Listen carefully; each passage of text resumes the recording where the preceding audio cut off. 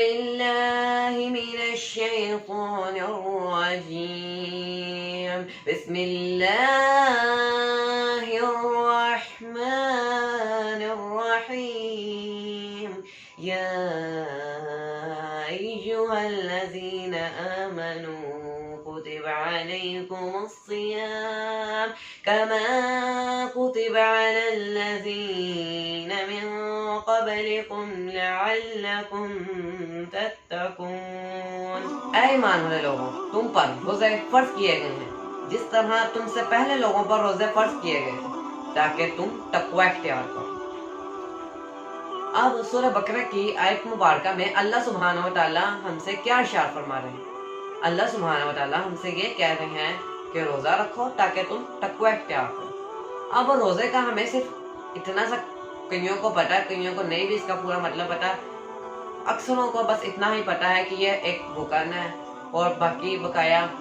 فجر سے پہلے سحری کرتے ہیں، فجر کے بعد افطاری کرتے ہیں، بس اتنا اس کا یہ ہے۔ خالی یہ نہیں ہے، روزہ کا نا 4 لفظ ہیں، را 25،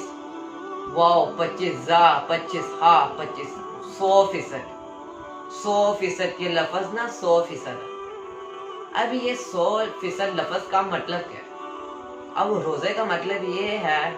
کہ چند جائز کاموں سے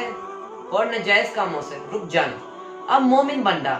ایک ایمان والا بندہ جس کے پاس ایمان ہے، مومن بندہ، اللہ کا نیک بندہ، وہ تو پہلے ناجائز کاموں سے رکا ہوا تھا، وہ نہیں کرتا تھا غلط کام، تو پھر یہ روزے کا مطلب یہ کیوں ہے؟ روزے کا مطلب اس لیے یہ ہے کہ جس طرح کسی کے ساتھ اچھائی کی ہے، کسی کو صدقہ کیا ہے، نماز پڑھی ہے، قرآن پڑھا ہے، اس کی 50% جو نیکیاں ملتی تھی نا، اب وہ 100% ملیں گی۔ جو پہلے کسی پر ظلم کرنے سے، کسی کو دھوکہ دینے سے جو ہمیں 50% گناہ ملتا تھا، وہ 100% ملے گا۔ ہر چیز کا لیول بڑھ گیا، ساری چیزیں جو پہلے 50% تھی اب وہ 100% ہو جائے گی۔ اب ہمیں چاہیے کہ یہ جو گناہ ہے نا، ان کو سائڈ پہ رکھ دیں، مہینہ شروع ہوا ہے ان کو مہینے کے ساتھ ہی ختم کر دیں۔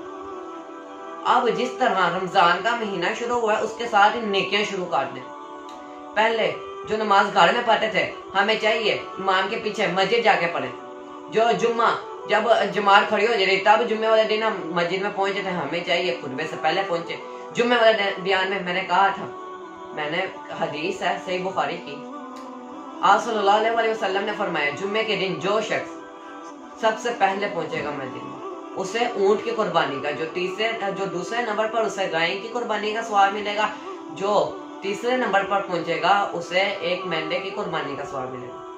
جو چوتھے نمبر پر اسے مرغی کی، اور جو 5ویں نمبر پر اسے ایک انڈا صدقہ کرنے کی قربانی کا ثواب ملے گا۔ یہ تو اجر، اب دیکھ لیں اس کی قربانی کا کتنا ثواب ہے۔ اب یہ اجر کو جب ہم ایک عام جمعے میں پہلے جانے کا اتنا اجر ہے، جو اب ہم روزوں کو جمعے میں جائیں گے، میں نے کہا کہ ہر چیز کا لیول بڑھ جاتا ہے، اس طرح پھر اندازہ لگا لو اس کا لیول کتنا بڑھ جائے، تو ایویں نہیں اس کے جمعے ضائع ہونے دیں۔ ہمیں چاہیے کہ جو کام کرنا ہے آج سے کریں،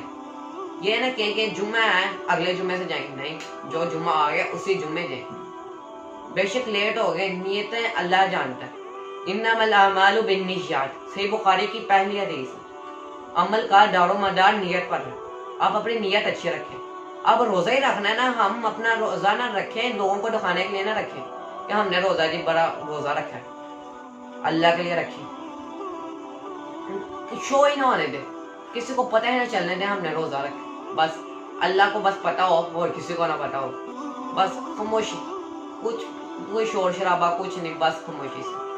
جو میں پہلے بار کہا تھا، جو ہم پہلے ایک رکوع قرآن کی تلاوت کرتے تھے، ہمیں چاہیے پاؤ کی کریں، جو پاؤ کی کرتے تھے وہ آدھا، جو آدھے کی کرتے تھے وہ 3 پاؤ کر لیں، جو 3 پاؤ کی کرتے تھے وہ پورا کر لیں، ایویں نہ اسے ضائع ہونے دیں۔ جو ایک مستقی کو کھانا کھلاتے تھے وہ 10 کو کھلائیں، جو 1000 روپیہ صدقہ کرتے تھے ان کو چاہیے وہ 2000 کریں، 1500 کریں، جتنی اللہ نے توفیق دی ہے۔ اپنی بس دل کی نیت کو اچھا رکھیں، لوگوں کو دکھانے کے لیے نا، جو بندہ نا اس پر نا وہ پہلے زار دیتا تھا رمضان میں، اس کو نہیں اس کے اتنے نا اخراجات پورے ہوتے، وہ 100 روپیہ بھی دے گا نا، دل کی نیت اچھی رکھے، اللہ اس کو انشاءاللہ 1000 روپے والا ہی اجر دے گا انشاءاللہ۔ اب ہم سمجھتے ہیں روزہ رکھیں گے ہمارے میں کمزوری آئے گی، اللہ کے بندو یہ کمزوری نہیں ہے، اس سے روزہ رکھنے سے کمزوری کہیں سے بھی نہیں آتی، یہ سائنس بھی کہتی ہے۔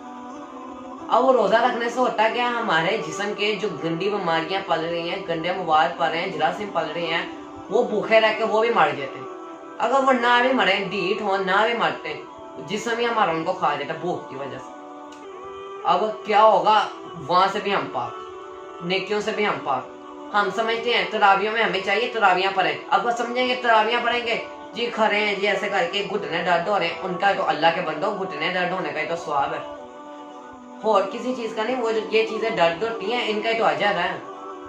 ہمیں چاہیے جتنی جھولی میں نیکیاں اکٹھی ہوتی ہیں اسے اکٹھی کریں، تاکہ قیامت والے دن ہم جب ہماری نیکیاں پلڑے میں رکھی جائیں،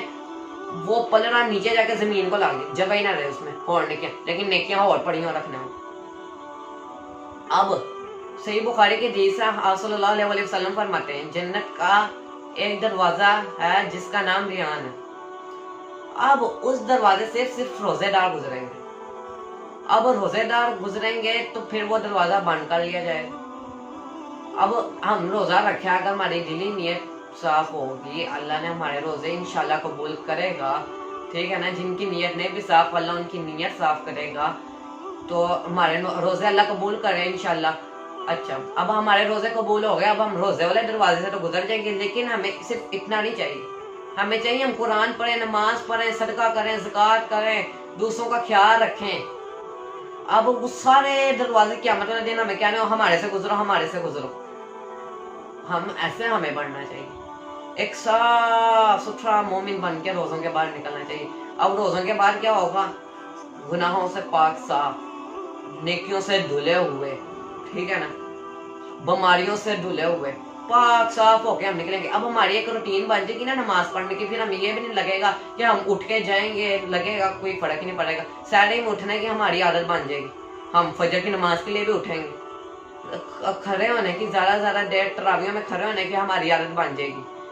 وہ ہم بعد میں کبھی ہمیں ضرورت پڑے گی کھڑے ہونے میں، ہمیں ہماری ٹانگیں نہیں درد ہوں گی۔ ایک جسم نا، یہ نا جسم جتنا ہے نا، اسے جتنا استعمال کرو گے نا، یہ اتنا ہی نا زیادہ طاقتور ہوگا۔ جس طرح مثال کے طور پر دریا ہے نا، اس میں پانی جمع ہوتا جائے گا نا، وہ نا کیا ہوگا، اللی لگ جائے گی، گندگی پیدا ہو جائے گی، اسمیل آئے گی، بدبو آئے گی۔ جب اس میں سے پانی گزرتا رہے گا، کنویں میں سے پانی گزرتا رہے گا، کیا ہوگا، وہ صاف ستھرا رہے گا، دھلا ہوا، پاک صاف۔ اس طرح ہمیں بھی چاہیے، ہم اپنی طاقت کٹھی تو کر لیتے ہیں ساری میں کھا کے، افطاری کھا کے، تو اسے چاہیے تراویوں میں جو افطاری کی طاقت ہے وہ تراویوں میں لگائیں، جو سحری کی طاقت ہے وہ سارا دن روزے میں لگائیں، نمازیں پڑھیں۔ وہ جب ساری عادت پڑ جائے گی نا، پھر کیا ہوگا، ہمارے جب ہم روزوں کے بعد کئی بار ہمیں بھوکا رہنے کی بھی عادت پڑ جائے گی، کہ یہ نہیں ہوگا کہ ہم نے لازمی روٹی کھانی، یہ اللہ تعالیٰ نے نا مہینہ بڑا برکت رکھا ہے، اس میں ہمیں نا اللہ تعالیٰ نے ہمیں ایک پریکٹس کرنے کا موقع دی ہے، ریہرسل کرنے کا، کہ نا اس میں تم لوگ سیکھو، تقوی اختیار کرو، سیکھو کہ نا ہم نے یہ چیزیں کرنی ہیں۔ وہ جب ہم کر لیں گے، ہم پورا مہینے میں ہمیں پریکٹس ہو جائے گی، تاکہ ہم پورا سال کر سکیں۔ پھر وہ جو پریکٹس ہے نا، ایک پریکٹس کرنے کا عام روٹین میں دنیا میں ہم پریکٹس کرتے ہیں، ہمیں اس کا کوئی اجر نہیں ملتا، اس کا کوئی ملتا نہیں ہے کہ کوئی بونس وغیرہ نہیں ملتا، لیکن اللہ کے یہاں یہ کوئی پریکٹس ضائع نہیں ہے، اس کا بڑا اجر ہے، یہ بہت بڑا پلیٹ فارم ہے۔ تو میری اللہ سبحانہ و تعالیٰ سے یہی دعا ہے، اللہ سبحانہ و تعالیٰ ہمیں ان ساری باتوں پر عمل کرنے کے توفیق عطا فرمائے، اور جو شخص روزے رکھتے ہیں، نہیں بھی رکھتے، جو نمازیں پڑھتے ہیں، نہیں پڑھتے، یہ جو کرتے ہیں، اللہ سب کو توفیق عطا فرمائے، اللہ سب کو ان پر عمل کرنے کی توفیق عطا فرمائے۔ اللہ ہمیں جب روزے ختم ہوں، ہم نیکیوں سے دھلے ہوں انشاءاللہ۔ وآخر الدعوانا الحمدللہ رب العالمین۔